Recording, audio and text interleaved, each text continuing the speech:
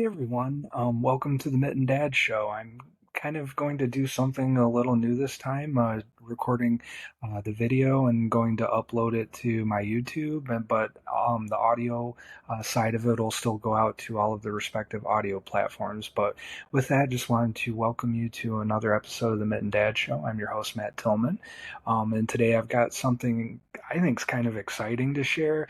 A lot of you out in the AI world may have already heard about this, but Google's NotebookLM released this. I think it's a pretty cool feature where you can upload any kind of text you can think of, and be able to turn it into like an auditory learning experience pretty seamlessly. So that's exactly what NotebookLM is doing. And to me, I think it's going to kind of rapidly change how we consume and interact with our written content. So if you've been following along on any of my other platforms for my Substack newsletter, I recently shared 40 quotes that I found inspirational to help celebrate my 40th birthday in a recent newsletter issue. You can find that in the show notes below. But with that, I thought as a good, first experiment to see how this technology would work, I wanted to take the text from my newsletter and that I had put in there as far as all the different quotes and seeing how NotebookLM could bring them to life with these two totally AI hosts and have them do a deep dive into each of the quotes. And honestly, my mind is kind of blown as far as how good the technology is. So without further ado, go ahead and have a listen. Let me know what you think of this new technology. If you're watching this on YouTube, go ahead and leave a comment below. Make sure you like and subscribe. I'm just trying to continue to build up this channel. And as many on YouTube know, it's one of the best ways we can continue to grow is through liking and subscribing and making sure you turn on the notifications. And just let me know what you think of this new technology. And then certainly if you're listening in on Spotify, they have a great feature on there where you can leave comments now on podcast episodes. But if you're listening on another platform, make sure you send me a message over to Substack. I'll leave the link to that in the show notes. But with that, let me know what you think, because honestly, it was pretty mind-blowing to me how one realistic the hosts sound, but then how they interpret the different quotes. And I thought it was pretty entertaining. It's only about 10 minutes long, so hopefully you stick around through to the end and let me know what you think. Until next time, we'll see you in the next video. Okay, so get this. We're celebrating a birthday today. Oh, yeah. Someone we know. Matt Tillman just turned 40. Okay. And instead of like asking for gifts or something. He decided to give us something. Oh, okay. 40 of his favorite quotes. Wow. Spanning everything from self-care to business to raising kids. The The whole life journey so far. That's fascinating because it sounds like he's chosen quotes that Aren't just witty or profound in isolation, but they point toward a deliberate attempt to capture the essence of what he's learned over 4 decades. It's like peeking into someone's personal philosophy journal. Right. And that's what we're diving into today. Okay. Not just what Matt Tillman finds quotable, but why. What could you listening in? Take away from this curated collection of wisdom. It's about recognizing those universal truths that resonate regardless of your age or what you do for a living. We all grapple with self-care, career choices, family dynamics. It's inherently relatable. Totally. Like right off the bat, he's got Anne Lamott in the self-care category. Reminding us to unplug. I mean, haven't we all felt the digital burn lately? For sure. But then he throws in this curveball from Audre Lorde, saying self-care is political warfare. Oh. Whoa. Things just got deep. And that's a great example of how a well-chosen quote can jolt us out of our assumptions. What does it even mean to think of self-care as a radical act? It challenges us to examine the pressures we're under and who benefits from us not prioritizing our well-being. Mind blown. But he doesn't stop there. Matt's got Buddha urging us to love ourselves. Oscar Wilde saying true romance starts within. It's like a self-love playlist curated by a philosopher. And the underlying message, wouldn't you say, is that self-care isn't selfish? It's fundamental. Yeah. It's about showing up fully in all areas of life because you've replenished your own well. So how about you listening in? What are your non-negotiables for feeling good? It's easy to let those slide, right? It is. And then you hit a wall and you're like, Wait, was Buddha right all along? Right. But it's not all introspection and bubble baths with Matt. He dives headfirst into the world of business and ambition, too. Okay. There's Walt Disney telling us to just start doing. And then Churchill popping up with that classic about courage not being about never falling down. But getting back up every time. There's a real emphasis on resilience in those business quotes, wouldn't you say? It's about viewing challenges as inevitable. And more importantly, how you respond to them. And I love that he included this one from Emile Zola. I do not despair in the least of ultimate triumph. That's the energy we need, right? Yes. To truly believe in what we're working towards. It's easy to get caught up in the day-to-day grind and lose sight of the bigger picture. These quotes remind us to hold on to that vision even when faced with setbacks. Speaking of, Matt doesn't just leave us with pep talks, he gets into the nitty-gritty of creating opportunities. not just waiting for them. Oh yeah, he's got Chris Grosser flat out saying, opportunities don't just happen. You create them. Love. And then there's Peter Drucker hammering it home. The best way to predict the future is to create it. Music to a go-getter's ears. It's about adopting a proactive mindset. Not waiting for permission or some lucky break, but taking ownership of your path. Which, let's be honest, is scary. Yeah. But maybe that's part of what Matt's getting at here. You can't have the growth without the risk. I like it. Okay, so we've covered taking care of yourself. We've talked about crushing it career-wise. But Matt doesn't forget about family. He's got a whole section dedicated to parenting. And you can tell this is close to his heart. And rightfully so. Raising kids is one of the most challenging, rewarding, and often humbling experiences. These quotes offer a glimpse into his values as a parent. The lessons he's learned and what he hopes to pass on.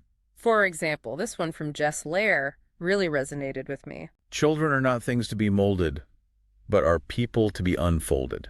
I love that. It's so easy to get caught up in trying to shape our kids in our own image. It is. But ultimately, they're their own people with their own paths to forge. It's a powerful shift in perspective, isn't it? From molding to unfolding, from directing to guiding. It recognizes their inherent worth and potential beyond our own expectations. And speaking of letting go of expectations, Matt doesn't sugarcoat the realities of parenthood either. he throws in this gem from Sue Atkins. Okay. There is no such thing as a perfect parent, so just be a real one. Boo. Ooh, talk about taking the pressure off. All right. It's a much-needed reminder in today's world, isn't it? Where the pressure to project an image of perfect parenting is so pervasive. Often thanks to social media. It's like everyone's posting their highlight reel. And meanwhile, we're over here just trying to survive Tuesday. Exactly. This quote encourages authenticity and reminds us that it's okay to not have all the answers. We're all learning as we go. And sometimes the best thing we can do is simply be present and honest with our kids. Which, let's be honest, is probably good advice for life in general. Be real, not perfect. But there's one more parenting quote I want to highlight before we move on. Okay. This one from Peggy O'Mara. The way we talk to our children becomes their inner voice. Whoa. I mean, talk about a responsibility check. That's a powerful one, isn't it? It's not just about being mindful of our words in the moment. But recognizing the lasting impact they can have. It's like those words become part of their internal monologue, for better or for worse. Suddenly I'm thinking back to my own childhood.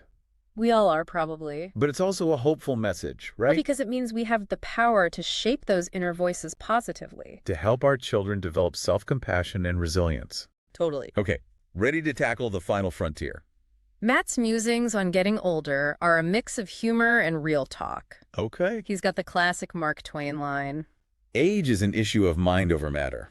If you don't mind, it doesn't matter. Always a good one to lighten the mood. It speaks to the idea that age is just a number.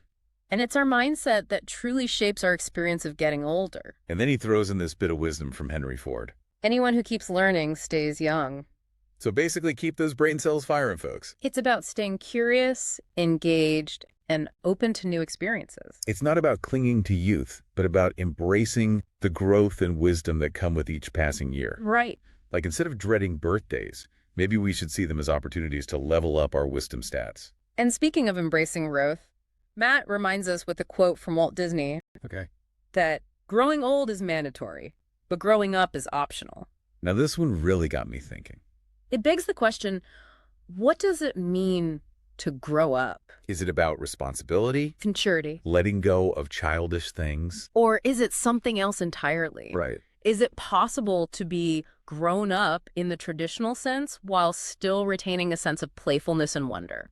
Because honestly, that sounds like the ideal balance. It does. And this whole idea of digging deeper. Of finding those hidden layers of meaning. It applies to some of the lesser-known quotes Matt chose as well. Absolutely. While many of his picks are well-known, there are a few that might have flown under your radar. Which is part of what makes this collection so fascinating. It's not just about the quotes themselves, but about what they reveal about Matt's influences and worldview. It's like he went on a treasure hunt through history and came back with these little nuggets of wisdom from all these different sources. Like, for instance, I'd never heard this one before. The fire which seems out often sleeps beneath the cinders. Ah, Pierre Corneille, the French playwright. That's a powerful metaphor, isn't it? It speaks to the idea that even when things feel dormant or lost, there's often a spark of potential waiting to be rekindled. It's like even when we feel burnt out or discouraged, that inner fire hasn't necessarily gone out completely. And it might just need a little stoking.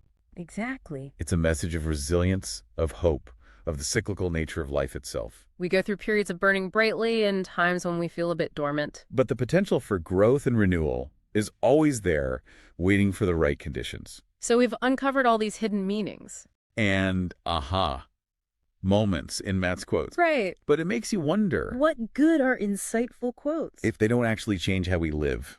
Right. That's the heart of it, isn't it? They're like seeds of wisdom. They need the right conditions to take root and grow. Totally. So let's get practical. Okay. You know how we tailor each deep dive to our listeners? So for all those out there who are wired to achieve, constantly pushing towards the next goalpost. Mm-hmm.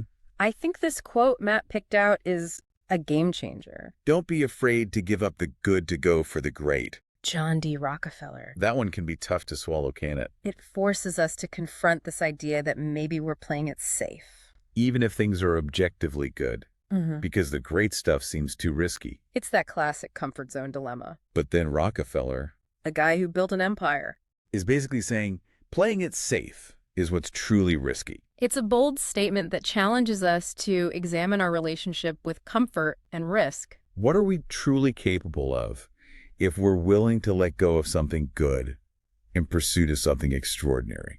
That's something I bet a lot of us are grappling with, right? Yeah. Whether it's a career change, a creative pursuit we've been putting off. Even just setting bolder goals for ourselves. Exactly. And what's really striking is how this all ties back to the fact that these quotes are a birthday gift from Matt.